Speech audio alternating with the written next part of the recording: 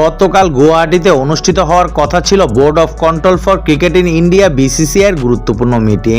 ক্রিকেটারদের বার্ষিক কেন্দ্রীয় চুক্তির তালিকা চূড়ান্ত করা ছাড়াও ইংল্যান্ড সফরে খেলতে যাওয়া ভারতীয় দলকে নিয়ে বেশ কিছু সিদ্ধান্ত নেওয়ার কথা ছিল, তবে সেই মিটিং পিছিয়ে দেওয়া হয়েছে। বোর্ডের সচিব দেবজিৎ সাইকিয়ার শহর গুয়াহাটিতে এই বৈঠক হওয়ার কথা ছিল।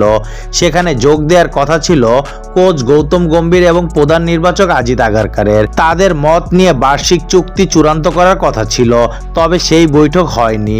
ইংল্যান্ড সফরে রোহিত শর্মাকে অধিনায়ক রাখা হবে কিনা তা নিয়ে এখনো নিশ্চিত নয়। শোনা গেছে সেই সিরিজে রোহিত খেলতে রাজি নন। সেক্ষেত্রে রোহিতকে খেলার জন্য অনুরোধ করা হবে নাকি নতুন কোনো অধিনায়ক বেছে নেওয়া হবে তা নিয়েও আলোচনা হওয়ার কথা ছিল। পাশাপাশি বিরাট কোহলিকে দলে রাখা হবে কিনা সেটি নিয়েও মতামত দেবেন গম্ভীর এবং আগারকার। নতুন কাউকে দলে নেওয়ার ব্যাপারেও আলোচনা হবে এই মিটিংয়ে। বার্ষিক চুক্তিতে বরুণ চক্রবর্তী, শ্রেয়াস আয়ারের নাম নতুনভাবে যুক্ত হওয়া প্রায় নিশ্চিত। গম্ভীর, আগারকার তাতে সম্মতি দেবেন। কারা বাদ যাবেন সেটিও ঠিক করবেন তারাই। তবে গতকাল মিটিংটি বাতিলের কারণে সবই আপাতত পিছিয়ে গেল। কী কারণে বাতিল করা হয়েছে সেটাও জানানো হয়নি।